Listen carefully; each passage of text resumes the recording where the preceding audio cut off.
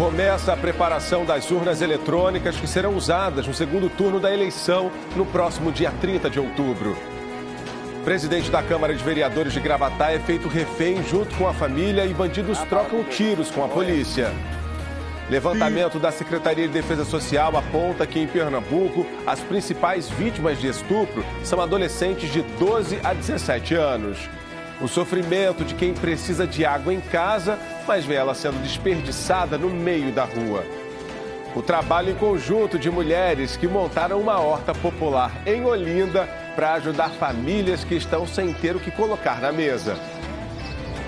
4 apostas aqui de Pernambuco acertaram a quina da Mega Sena e um dos sortudos levou R$ 94.400. Hoje é quarta-feira, 19 de outubro. O NE1 está começando.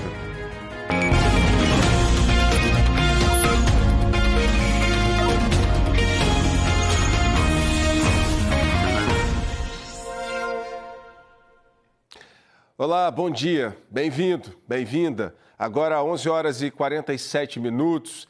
A edição de hoje começa chamando a atenção para uma realidade que preocupa. Em Pernambuco, as principais vítimas de estupro são adolescentes com idades entre 12 e 17 anos. O levantamento foi feito pela Secretaria de Defesa Social. Vítimas muito jovens, que na maioria das vezes encontram o agressor onde deveriam encontrar proteção, dentro de casa. Estuprada por um vizinho dos 7 aos 10 anos e pelo próprio irmão dos 11 aos 20, esta mulher, hoje com 22 anos, passou parte da infância e toda a adolescência sendo vítima de violência. Meu vizinho sempre me manipulava, falava pra mim não contar pra ninguém, que meu pai era amigo dele, que não ia gostar, então eram esse tipo de ameaça. Meu irmão também, ele tentava me convencer que a relação entre irmãos era comum, era normal, era algo que poderia me gerar vantagens. Como ele falava, eu vou te dar a vida que você não teve. Então ele queria ter um relacionamento conjugal comigo, era mais que uma obsessão. Ela só conseguiu denunciar os abusos que sofreu há 2 anos. Foi quando eu resolvi buscar uma rede de apoio, denunciar. Eu tive toda uma assistência da Secretaria da Mulher, da Guarda Maria da Penha. A partir daí já foi declarada uma medida protetiva que eu tenho contra ele. E então foi onde se encerraram as agressões, né? Se encerraram os episódios de abuso. Desde 2015, foram registrados 18.413 casos de estupro em Pernambuco, de acordo com os dados da Secretaria de Defesa Social. Desses, 12.811 foram vítimas com menos de 18 anos. São 7.051 casos na faixa etária entre 12 e 17 anos e 5.760 casos na faixa etária entre 0 e 11 anos. Este ano, até 31 de agosto, foram registrados 1.466 casos de estupro. Desses, 1.018 foram de menores de 18 anos. São 574 casos na faixa etária de 12 a 17 anos e 444 casos na faixa etária entre 0 e 11 anos. Entre crianças e adolescentes, a maioria das vítimas são meninas. Este ano, no estado, 893 casos foram de vítimas do sexo feminino e 123 casos de vítimas do sexo masculino. Em 2 casos, o sexo das vítimas não foi informado. Esta psicóloga lembra que muitos casos não são denunciados e existe uma subnotificação. A gente tem dados que apontam que, em média, no Brasil, a gente deva ter por ano 527 mil casos de estupro ou tentativa de estupro. E desses, somente 10% cheguem às delegacias. Então, é importante a gente denunciar, porque o silêncio só protege o agressor, o silêncio não protege a vítima. Para dar assistência, Pernambuco tem 37 centros de referência que acolhem mulheres em situação de violência doméstica e familiar. 2 funcionam no Cabo de Santo Agostinho. Um deles é o Maria Porcina, que oferece assistência psicológica, social e jurídica. Assim que a mulher chega aqui no centro, ela é acolhida por uma equipe multidisciplinar. tá? Psicóloga, assistente social e advogada. Todas mulheres. Isso é bem importante frisar que são todas mulheres. Então, quando essa mulher chega, nós, lógico, nos apresentamos e tentamos favorecer, né, um ambiente acolhedor para essa mulher. E para ajudar uma possível vítima, fique atento ao comportamento. Ele pode revelar sinais. Na infância, a gente precisa olhar se a criança muda de comportamento, se ela fica mais triste ou mais irritada ou mais agitada, se ela começa a entrar em depressão ou começa a ter uma involução no aprendizado na escola, por exemplo. Se a criança tem medo, tem vergonha, não quer sentar no colo daquela pessoa, não quer ficar com ela, não insista. Quando se trata de um adolescente que já começa a reconhecer aquilo como abuso, a gente pode ter vários desdobramentos. Desde a adolescente achar que tem uma relação com aquela pessoa, a ela ter um transtorno dissociativo, ou ela ficar agressiva ou depressiva, apresentar autolesão. Quem rompeu o medo e denunciou diz que falar é libertador e pode salvar. É um período difícil, uma decisão difícil, mas é possível sim ter uma vida feliz a partir do momento em que você procura ajuda. Olha, Maristela Nis fez essa reportagem, né, e ela está com a gente aqui ao vivo para conversar sobre o que pode ser feito para proteger essas meninas, esses meninos. Eu já aproveito para dizer para vocês que se durante essa participação aqui da Maristela a imagem ficar um pouco embaçada, é porque é uma transmissão pela internet e às vezes o sinal acaba variando um pouco. Maristela, qual é a principal atenção que os pais, que as mães desses adolescentes precisam ter? Bom dia. Oi, Pedro. Bom dia para você, bom dia a todos. Nós vamos recorrer a Fernanda Pisato, ela está aqui com a gente, é psicóloga. Você observou aí na matéria todos os sinais do comportamento, né? Esses sinais que podem revelar que a criança está sofrendo algum tipo de abuso, algum tipo de violência. Agradeço sua participação ao vivo, Fernanda, para a gente trazer esse alerta para as famílias, falando sobre o perfil desse agressor, como nós vimos na reportagem. Muitas vezes, alguém próximo da casa, um vizinho, um parente, às vezes o próprio pai ou até mesmo um irmão. Bom dia. Bom dia, Maristela. Bom dia a todos que estão nos assistindo.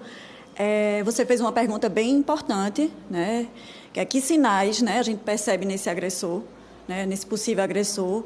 E o que eu tenho para dizer não é uma notícia boa, e eu acho que já é conhecida de todo mundo, né? Que, assim, geralmente, né, em 70% dos casos, a gente tem um agressor que participa do contexto familiar, seja ele da própria família ou alguma pessoa próxima, como um vizinho, na escola, no lugar de convivência da criança, né? Então, assim, esse agressor está mais presente do que a gente pode imaginar. O perfil dele, Maristela, a gente pode dizer que muitas vezes ele não aparece como um agressor, sabe? Você não desconfia daquela pessoa, uma pessoa educada, uma pessoa que parece ser de bem, sabe? Mas não, na verdade, não é isso que ele faz no comportamento dele, né? Já que são pessoas fora de suspeita, como deve ser essa conversa, então, sobre sexualidade dentro de casa? Bom, a conversa sobre sexualidade dentro de casa é uma questão muito importante também, talvez a principal. Muitas vezes, né, nas famílias, a gente vê que não há nenhuma conversa sobre esse tipo com as crianças, né, por sexualidade ser um tema tabu, né, ainda mais na infância, né? A gente costuma não associar sexualidade e infância, né, mas ela existe no processo de desenvolvimento psicossexual das crianças, né? Desde que ela nasce, ela já está em desenvolvimento sexual. Então, é isso, assim, é bem importante a gente saber conversar com a criança para que não chegue ao ponto de chegar aos nossos serviços, né? E nós estamos falando sobre um crime. Mais cedo eu conversei com a doutora Mariana Vilas Boas, ela falou sobre penalidades e também como formalizar a denúncia. Vamos ouvir o que ela disse. A denúncia ela pode ser formalizada de forma sigilosa, através dos canais de monitoramento, canais do Disque 100, ou então através do registro do boletim de ocorrência, ou também essas denúncias elas são encaminhadas à delegacia através de notificações do sistema de saúde, as notificações compulsórias, e também através do sistema da educação. As penas variam, então depende do tipo de crime que foi praticado. crime sexual, se tratar, por exemplo, de um estupro de vulnerável, essa pena varia de 8 a 15 anos. Né? Temos também outros crimes, maus tratos, violência doméstica e familiar contra a criança. Então, dependendo da conduta criminal, a pena vai variar. Diante da gravidade desses crimes, a Polícia Civil, através da Delegacia da Criança e do Adolescente, ela vai fazer os encaminhamentos que se fizerem necessários, encaminhamentos à rede de saúde, para atendimento médico, socorro médico àquela vítima, também fará o encaminhamento ao Conselho Tutelar para que aquela família seja acompanhada, seja encaminhada para os programas assistenciais, encaminhada para tratamento psicológico, né, que seja necessário. Então, através da delegacia como porta de entrada, essa vítima, essa família será encaminhada e atendida em todas as instituições que fazem parte da rede de proteção à criança e ao adolescente. Eu continuo ao vivo conversando com a Fernanda Pisato, que é psicóloga. Naturalmente, a criança não conhece os limites do próprio corpo. Ela é inocente, não tem nem noção de que ela está sofrendo um abuso e uma violência. Como nós podemos orientá-la, então, nesse sentido? É bem importante esse papel de educação sexual, né? Tanto dentro de casa, né? Se houver essa comunicação, se torna tudo muito mais fácil. E nas escolas também, né? Que às vezes é o primeiro local que a criança pode expressar isso, né? Se torna permitido, quando não é em casa. Então, assim, é importante, sim, a gente está trabalhando essa questão, até porque a criança não reconhece esses limites. Quando a primeira infância não reconhece esses limites do corpo. E os pais podem ficar atentos em alguns sinais, certo? Não são sinais decisivos, tá bom? Não é uma receita de bolo, mas podem ter, por exemplo, aumentada insônia, terrores noturnos, vômitos, tá certo? São orientações importantes. Fernanda, agradeço muito sua participação ao vivo. Pedro, volto com você.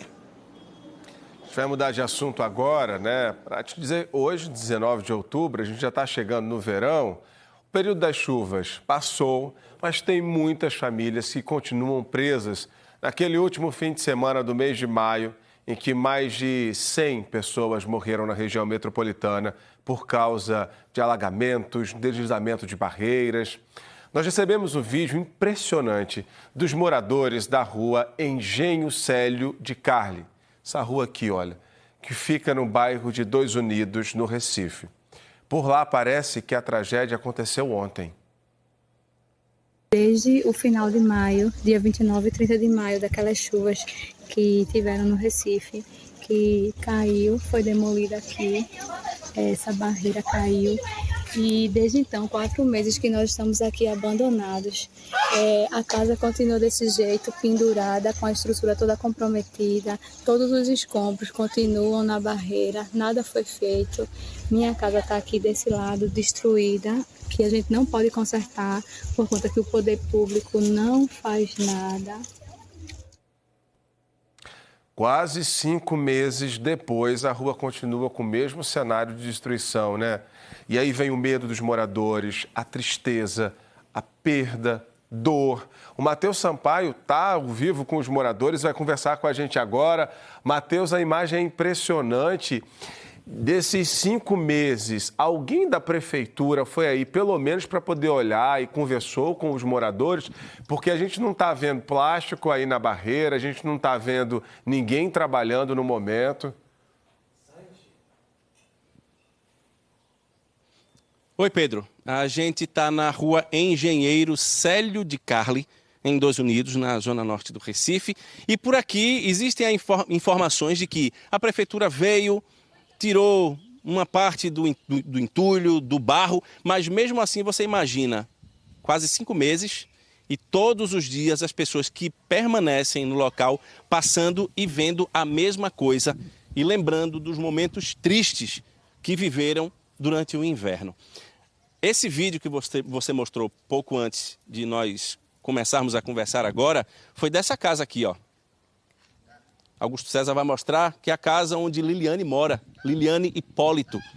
Liliane, há quanto tempo você vive aqui e há quanto tempo, desde as últimas chuvas, você espera um posicionamento da Prefeitura? Nós moramos aqui já há mais de 19 anos e desde as chuvas do final de maio, 29 e 30 de maio, quando caiu essa barreira aqui, que nós começamos, desde então, a pedir uma ajuda aqui da Prefeitura. Passaram-se mais de 60 dias para removerem os entulhos que estavam até o primeiro andar ali da minha casa, onde era o quarto do meu filho. E desde então está aqui esses escombros, as vigas tudo solta lá em cima. Qualquer chuva que der pode descer mais ainda. Tem pessoas morando aqui na casa do lado, que significa outro risco também. Eu já fui na Codeci várias vezes, já tenho vários protocolos da Enlurb, já abri até passei um e-mail para a ouvidoria da Prefeitura do Recife e nada foi feito. Temos imagens, inclusive, da época das chuvas aqui, foram mandadas por você também? Sim. E o que é que você lembra daqueles momentos e como é que fica para você hoje estar aqui, não poder voltar para sua casa e esperar um posicionamento da Prefeitura, e fora que tem gente sem água e sem energia aqui também? Isso é desesperador, você pensar em tudo que a gente viveu. Inclusive, eu tenho um filho autista de 6 anos que ficou aqui sem poder tirar a documentação porque caiu a escada daqui de casa. Ele teve vários problemas de reabilitação numa casa nova que a gente teve que ir para casa de parentes, onde não estava acostumado. Então, toda a dor, todo o sofrimento. A gente trabalhou uma vida inteira, gente, aqui. A gente nunca precisou de nada do poder público. Sempre pagamos nossa água, nossa luz, construímos nossa casa com o nosso suor, e é pela primeira vez quando a gente precisa de um auxílio da Prefeitura, ninguém vem nos ajudar, porque o auxílio moradia que a gente recebe de R$300 não dá nem para pagar o aluguel onde a gente está hoje. A Prefeitura veio quando aqui da última vez, você lembra? Acho que faz uns 4 meses. Pouco depois do que aconteceu. Liliane está por aqui, está com o calendário. Daqui a pouco, quando nós conversarmos de novo, Pedro, eu vou conversar com outros moradores, inclusive com Dona Patrícia. Levante a mão aí, Dona Patrícia. Que ela mora nessa casa, é a casa número 69. Ela mora com 2 netas e um filho. E aqui está sem energia e sem água. Só tem uma energia aqui, ali, porque foi uma ligação improvisada. Mesmo não sendo recomendado, foi o que ela conseguiu fazer para não ficar no escuro. Daqui a pouco a gente volta a conversar da Rua Engenheiro Célio de Carli, no bairro de Dois Unidos, na zona norte do Recife. Pedro. É o sofrimento de quem não tem para onde ir, né, Matheus? E que por isso continua morando aí em Dois Unidos. Daqui a pouco a gente vai voltar então a conversar com o Matheus Sampaio e trazer outras informações sobre essa situação aí dos moradores. Olha, agora 12:03, né? Coloca aquela imagem ao vivo do Recife para a gente acompanhar essa imagem da capital pernambucana, porque o sol está brilhando forte na capital pernambucana. A previsão é que seja de sol durante todo o dia, né? E está fazendo um calor danado, 28 graus agora. Agora imagina você passar o dia todo trabalhando com esse sol aí, né? Aquele calor danado. Aí você chega em casa, tem que subir escadas carregando baldes de água para poder tomar um banho. Essa é a realidade há meses de quem mora na 4ª etapa de Rio Doce, em Olinda. Olha só. Bruna mora neste apartamento no bairro de Rio Doce, em Olinda, com as filhas Aila e Alane. A rotina da mãe, há 2 meses, tem sido essa: subir 2 andares de escadas com um garrafão de 20 litros, cheio de água.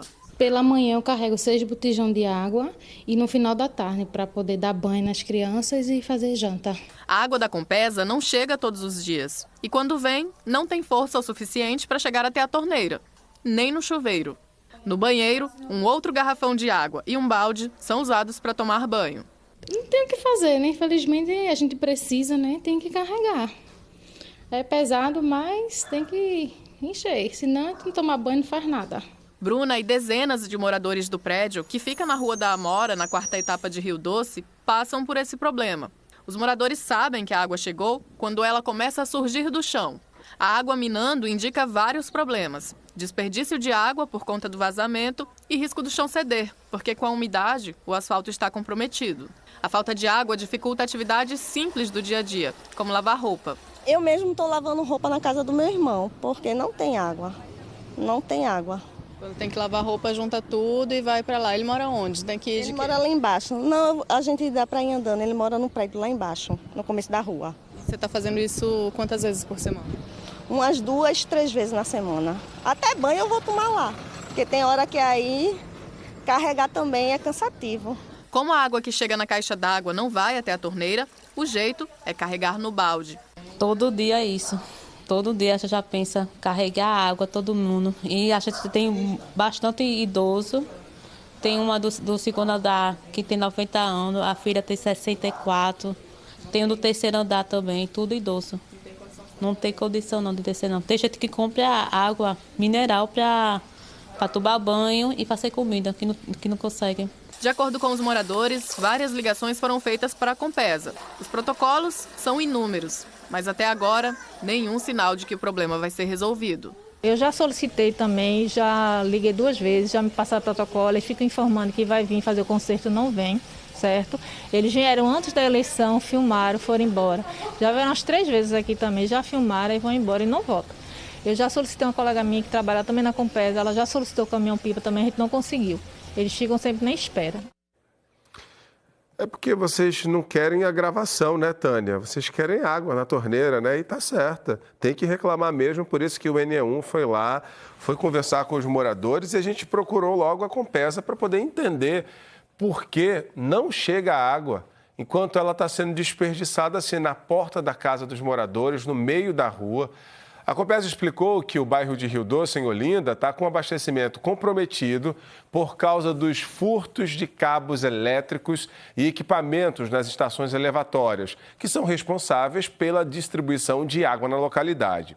A Compesa disse também que prestou queixa na delegacia e instalou segurança eletrônica 24 horas nas estações elevatórias e que está trabalhando para resolver a questão do abastecimento o mais rápido possível.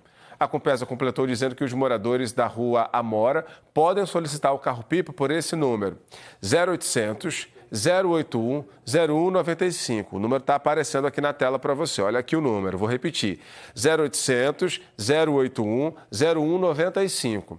Sobre o vazamento que a gente estava mostrando também na reportagem, a Compesa disse que vai mandar uma equipe ao local para ver o que pode ser feito. E a gente vai continuar acompanhando essa situação junto com os moradores lá de Rio Doce. Olha, bandidos invadiram ontem a casa do presidente da Câmara de Vereadores de Gravatá, no Agreste. Teve troca de tiros com a polícia. Pessoas foram feitas reféns.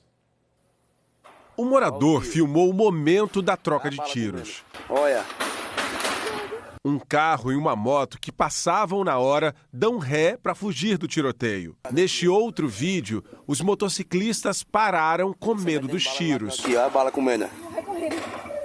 De acordo com a polícia, bandidos invadiram a casa do presidente da Câmara de Vereadores de Gravatá, o vereador Léo Duar. Ele estava em casa com algumas pessoas quando os suspeitos entraram no local. Os PMs disseram que as pessoas foram feitas reféns e uma delas conseguiu ligar para a polícia. Com a chegada da polícia militar, houve troca de tiros. Os 3 bandidos fugiram da casa. Um deles foi preso pelos policiais. A polícia militar disse ainda que apreendeu 1 quilo de maconha, 9 munições e um carro. A Polícia Civil de Gravatá está investigando o caso. O vereador Léo Duar, do PSDB, e os parentes dele passam bem.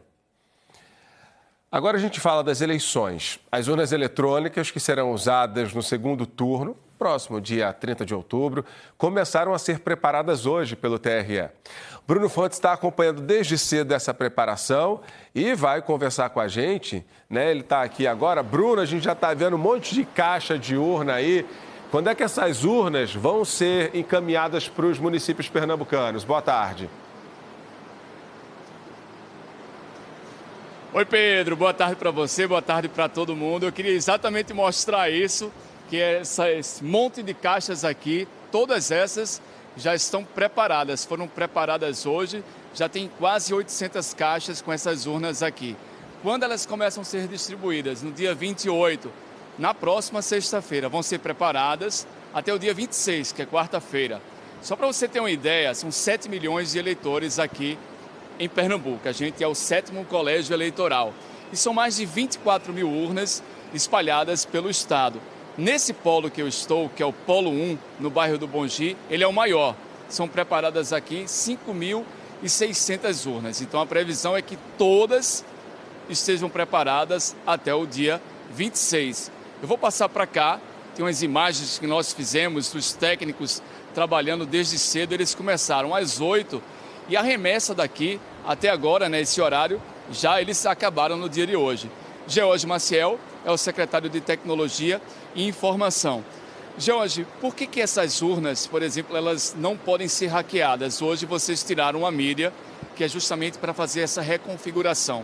E muita gente fala, por que elas são invioláveis? Boa tarde.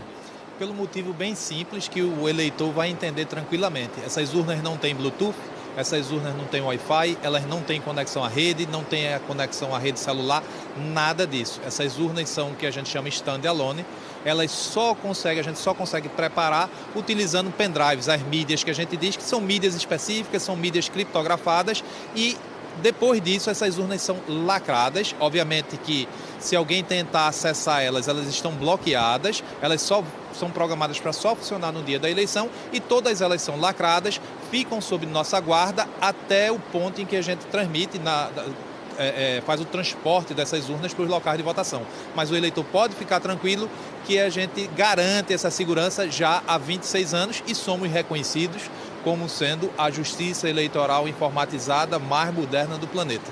George, a urna que eu votei, que Pedro Lins, que está lá no estúdio, é a mesma urna que eu vou votar agora no segundo turno? Sim.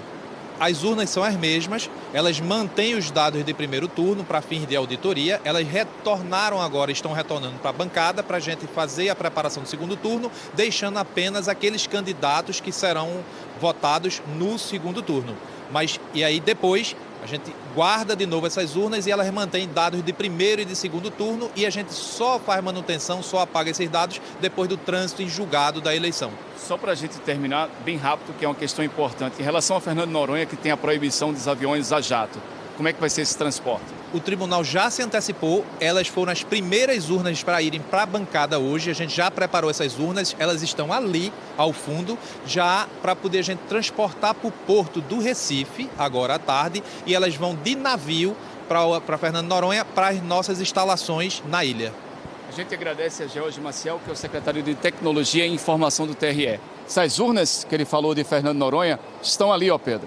Então daqui a pouco elas seguem para o arquipélago. Eu volto com você. Bruno Fontes estão trazendo para a gente todas essas informações ao vivo, agora 12h13. Menos de um mês para o segundo turno, né? Menos de um mês também para o Enem.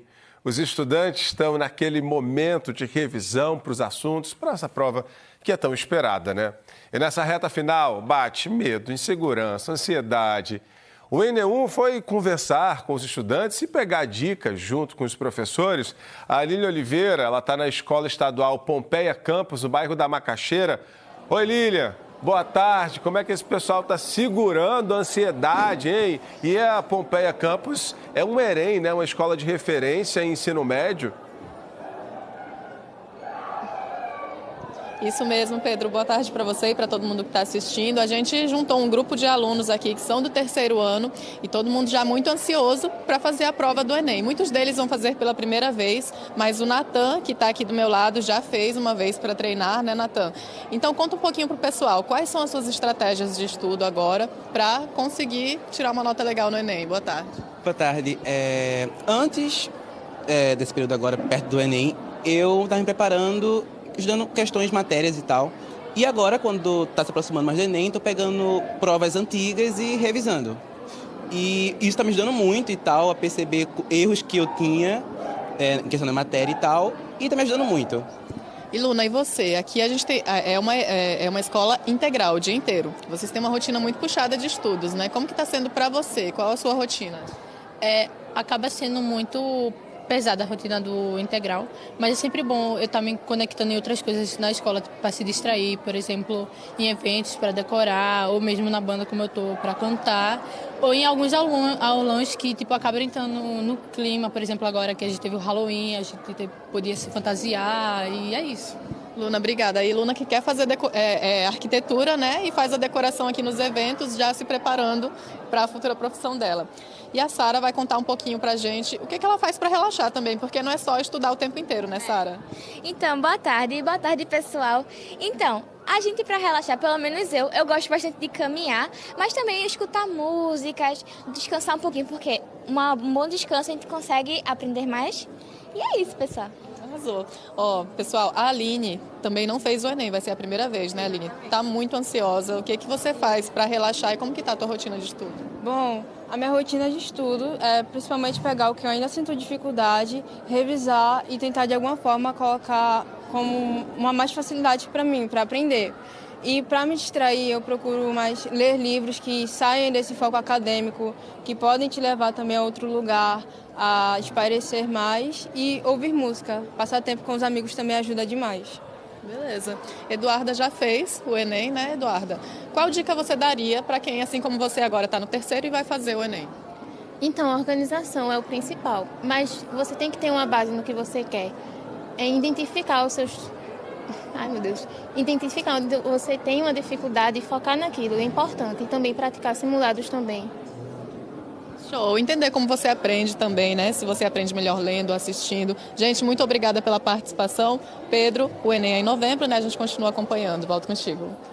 O pessoal aí nesse ensino integral, quem também faz curso técnico, né? De manhã tem as disciplinas, à tarde vem para o curso técnico e passam o dia aí na escola. Parabéns aí para eles, sucesso no Enem. Vamos voltar lá para o bairro de Dois Unidos, no Recife.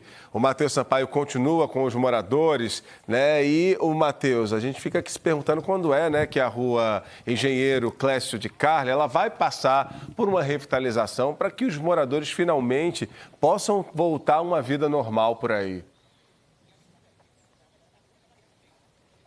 Revitalização ainda não tem um prazo, ainda não tem uma data. Mas existe, de acordo com a prefeitura, um trabalho para tentar liberar um pouco mais a passagem das pessoas por aqui. Veículos, motos, enfim. Um detalhe que eu queria chamar a atenção, que a gente veio para cá para mostrar a situação da barreira, ver como é que vai ficar a situação da limpeza, liberação dessa via, e nós ficamos sabendo aqui, conversando com os moradores da rua Engenheiro Célio de Carli, o problema da falta de energia em muitas casas e também da falta de água, e a gente vai procurar saber junto com a Compesa e com o grupo Neo Energia o que é que está acontecendo. Agora eu vou passar para os moradores da rua a resposta da prefeitura, porque a URB, a Autarquia de Urbanização do Recife, disse que a rua Engenheiro Célio de Carli vai passar por obras de contenção de encosta e a área é constantemente monitorada pela Defesa Civil do Recife. E vocês confirmaram que tem um monitoramento e é constante esse monitoramento? Não, faz tempo que eles não vêm aqui. A nota continua dizendo o seguinte: para garantir a segurança dos moradores, a Defesa Civil do Recife incluiu 19 moradores dessa rua e outras 29 famílias de ruas próximas no auxílio moradia depois da interdição das casas por causa das chuvas do fim do mês de maio. E aí foram distribuídos colchões, cestas básicas e a prefeitura também colocou o telefone da Defesa Civil do Recife, que é o 0800 081 3400. Existe um pacote, de acordo com a prefeitura, de obras nas encostas e a prefeitura disse que foram retirados do local mais de 35 caminhões de entulho e hoje a prefeitura disse que vai encaminhar uma equipe da Defesa Civil para uma nova avaliação e também vai enviar uma equipe para limpeza logo depois. Tá? Então, já que a prefeitura disse que vem hoje uma equipe, vamos marcar, de qualquer maneira, para o dia 22 de novembro, Augusto César. Marcando aqui no calendário, e aí eu vou pedir para vocês que quando a prefeitura vier, vocês registrem e mandem para a gente mostrar o que é que foi feito e acompanhar esse trabalho aqui na rua Engenheiro Célio de Carli. Pode ser, Liliane? Pode sim, eu espero que eles venham mesmo. Inclusive, eu quero dizer que a gente não quer ficar em auxílio moradia, a gente quer voltar para nossas casas, ter a nossa dignidade de volta. Muito obrigado a vocês, boa tarde, e a gente vai seguir acompanhando a situação aqui na rua de vocês. Pedro, eu volto com você, calendário marcado para o dia 22 de novembro. Compromisso nosso voltar então, Matheus. Ontem nós mostramos aqui no NE1 os serviços de cidadania, saúde e cultura na Universidade Católica de Pernambuco. Mas ao contrário do que nós dissemos, não é possível tirar a segunda via da carteira de identidade, tá? Você pode conseguir lá a segunda via de certidões. Os documentos Nascimento, certidão de óbito, por exemplo. Agora, carteira de identidade não está tirando lá a segunda via. Você pode conferir também outros detalhes sobre essa programação que vai até sexta-feira no site que é o portal.unicap.br. portal.unicap.br. E a seguir, você acompanha as propostas das candidatas ao governo de Pernambuco para a moradia. E a gente mostra como uma horta comunitária criada por mulheres está ajudando no sustento de quem precisa de comida. O N1 volta em instantes, 12h21 agora.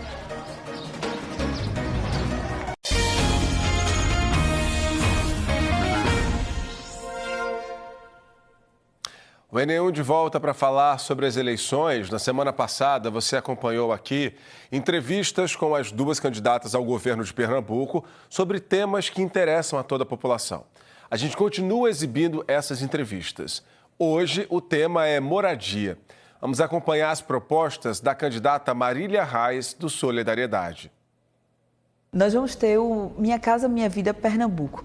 O que é isso? É um programa em que nós vamos investir, no mínimo, 1% da receita corrente líquida, que significa mais ou menos 350 milhões de reais ao ano, para ir diminuindo esse déficit de moradia.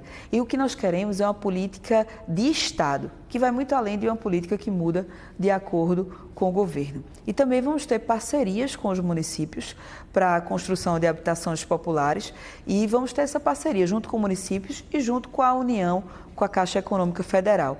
E além de construção de novas moradias, nós vamos fiscalizar e acompanhar e fazer o intermédio com os municípios, principalmente nessas áreas limítrofes aqui da região metropolitana. Se você observar, essas tragédias das chuvas aconteceram muito mais nos limites entre municípios, por exemplo, o Jardim Monte Verde. Eu acompanho essas áreas desde que era vereadora. Por quê? Não é por acaso que foram as áreas mais atingidas. São áreas que ficam um município jogando para o outro a responsabilidade. Quando isso acontece, o Estado tem que entrar, o Estado tem que atuar. Mas também, em parceria com os municípios, vamos atuar em áreas que são de risco e que a gente pode, com a parceria com a comunidade, município e Estado, fazer um programa de convivência com essas áreas de morro e, claro, quando não der para conviver, transferir para um programa habitacional. Agora vamos acompanhar as propostas da candidata Raquel Lira, do PSDB, para o tema da moradia em Pernambuco. Investir em moradia é garantir segurança, cidadania, dignidade e saúde para as famílias de Pernambuco. Há milhares de pessoas, cerca de 180 mil pessoas, vivem em área de risco no nosso estado, em encostas, morros, palafitas. E esse jogo precisa mudar, não pode fazer parte da paisagem, não pode ser normal perdermos vidas a cada vez que chove na região metropolitana do Recife. E a gente faz isso investindo, tirando projeto do papel, garantindo casa nova, para que as famílias possam garantir um novo lar. A gente fez isso em Caruaru como prefeita. Entreguei em 6 anos mais de 4.500 novas moradias, garantindo na cidade e na zona rural que mais de 20 mil pessoas pudessem ter acesso ao novo lar. Em Pernambuco, nosso programa é garantir a construção para 50 mil moradias, para que pessoas que moram hoje em área de risco possam ter um novo lar. Em parceria com os municípios, nós vamos trabalhar morros, encostas, canais, canaletas, para que quando chuva seja só bênção. A gente não precisa as pessoas terem medo de, a cada chuva, ter medo de perder suas vidas ou tudo aquilo que conseguiram construir na sua vida com o seu esforço, com o seu suor. A gente vai virar essa página em Pernambuco, garantir oportunidade para a nossa gente, investir em moradia, garantir cidadania e fazer com que as chuvas em Pernambuco deixem de ser, infelizmente, sinônimo de morte. Vamos conferir agora o que tem na agenda das candidatas ao governo do estado nesta quarta-feira. A candidata Raquel Lira, do PSDB, participa de entrevista na TV Universitária às 18h. Marília Reis, do Solidariedade, grava para o Guia Eleitoral hoje a partir da 13h. E em instantes, a gente mostra uma doação de alimentos em São Lourenço da Mata. 48 toneladas foram arrecadadas durante uma partida de futebol. E a horta popular criada por mulheres de Olinda, que está ajudando a levar comida a quem tanto precisa. 12h27, a gente volta já.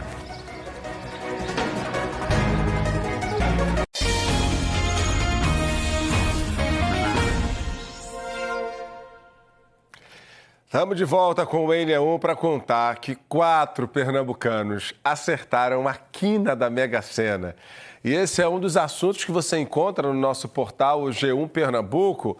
Olha só, gente, o G1 está trazendo isso aqui e fala sobre os valores, viu? Teve gente que conseguiu levar aí R$ 94.400. Ninguém acertou as 6 dezenas do sorteio, que foi realizado na terça-feira em São Paulo, e aí o prêmio acumulou. E aqui tem as cidades aqui, ó, Gravatá, Jaboatão, Recife, onde foram feitas essas apostas. E os prêmios aqui, olha, 47 mil, 94 mil, 47 mil e 47 mil reais. Vamos falar agora de solidariedade. O projeto Jogo da Alegria conseguiu arrecadar 48 toneladas de alimentos durante uma partida de futebol no Dia das Crianças. Várias comunidades da região metropolitana estão recebendo essas doações. Uma dessas comunidades é Chã de Tábua, em São Lourenço da Mata. Olá para você e para quem está acompanhando o NE1 de hoje. A gente vai falar sobre solidariedade. A gente está na rua 8 de maio, no bairro Chã de Tábua, em São Lourenço da Mata, para mostrar isso aqui, ó, solidariedade. Cestas básicas que foram arrecadadas no dia 12 de outubro, no Dia das Crianças. E foi um encontro de pessoas muito famosas, uma organização de Carla Marques, que está aqui com a gente, para a gente falar sobre esse Jogo da Alegria. Carla, o que foi isso? Tudo bem? Tudo bom. O nosso coração está cheio de gratidão, né? Nós realizamos a 3ª edição do Jogo da Alegria, que é o maior evento beneficente esportivo do Brasil, na Ilha do Retiro. Nós fizemos um Dia das Crianças incríveis aqui em Recife. E nós arrecadamos 48 toneladas de alimentos. Hoje nós estamos nas comunidades de Recife fazendo a entrega de todos esses alimentos que foram arrecadados no Jogo da Alegria. Parabéns, viu, Carla? E quem recebeu uma parte dessas 48 toneladas foi a ONG Unidas pelo Bem. Josi está aqui, que é representante, é presidente da ONG. Tudo bem, Josi? Tudo bem. E o pessoal que está recebendo essas cestas básicas, hein? Mora por onde? Mora tudo aqui em São Lourenço, né? No bairro da Chã da Tábua, vem o pessoal de Penedo, da Rosina Labanca. E pra gente veio em boa hora, né? Que está muito difícil a situação. Que presente tão importante, hein? Muito bom. E não só as cestas, né? Como nós da ONG Unidas pelo Bem, levamos 1.100 pessoas e crianças para participar do evento lá. E aí tem os voluntários, são pessoas também que moram aqui na comunidade, que estão ajudando a organizar. Eu quero falar com Dona Raquel. Chega aqui, Dona Raquel. Olha ela, Dona Raquel, mãe de Laisa, essa fofura, recebendo, vai participar da organização das cestas e vai receber também a cesta básica, é isso? É isso. Como é para a senhora, assim, receber essa cesta básica? É um momento tão difícil para tanta gente e o pessoal se organizou para ajudar quem tanto está precisando. Como é para a senhora? Olha, para mim já ajuda bastante, para mim, para todos, porque assim, a gente trabalhava catando lixo, aí o lixo saiu, aí a gente está passando uma necessidade, porque se a gente não... Assim, se o povo não vir ajudar, a gente vai se virar como? Entendi, é isso. Aí, graças a Deus, Davi está aqui para ajudar também a gente, tá essa moça agora. Legal. Pronto, tá tudo ok. Pronto, só muito isso. Obrigado pelo seu depoimento. Carla, muito obrigado. Josi, também obrigado. Obrigado aos voluntários. Um trabalho tão importante para a gente que está precisando. E essa comida toda não foi entregue somente em São Lourenço da Mata, não. Em outros lugares do Recife, gente que estava precisando também recebeu. Eu volto com você ao estúdio. Nós acompanhamos agora essa iniciativa solidária, né, com os alimentos prontos em cestas básicas. Em Olinda, a ajuda também está chegando a quem precisa, só que de outra forma. É a partir do plantio de frutas e verduras. Uma horta popular criada por mulheres que tem sido uma fonte de sustento para várias famílias. A Maria José é sempre a primeira a chegar. Antes das 7 da manhã, ela destranca o cadeado, abre o portão e começa a jornada como agricultora urbana. Queria que fosse maior, mais ainda, para plantar muita coisa. Esse aqui é meu quintal. A Horta Popular Agroecológica Dandara fica ao lado do antigo matadouro municipal, no bairro de Peixinhos, em Olinda. O prédio histórico acolhe vários projetos sociais. E esse verde ao redor é resultado do suor de 35 mulheres dos bairros vizinhos. No começo aqui foi um lixão, né? A gente começou a fazer a limpeza, juntou as mulheres para fazer a limpeza, para construir a horta. É uma sensação de ter criado um filho. A gente aos pouquinhos, a gente cresceu. É bonito. As mulheres fizeram rifa e juntaram as economias para comprar os primeiros equipamentos. Pás, enxadas, carrinhos de mão. Depois veio um apoio definitivo da organização não governamental Centro Sabiá, que trouxe orientação e tecnologia para a horta dar frutos. A cisterna, que capta a água da chuva, foi construída pelas mulheres num local onde o abastecimento é irregular. Não tinha tonel, não tinha caixa d'água, a gente ajudava com garrafa de 2 litros. Pediu um menino ali geladeiras velhas, tinha 2 geladeiras velhas, a gente ajudava água. E essa roupa de trabalho com proteção solar também veio desta parceria. É novinha.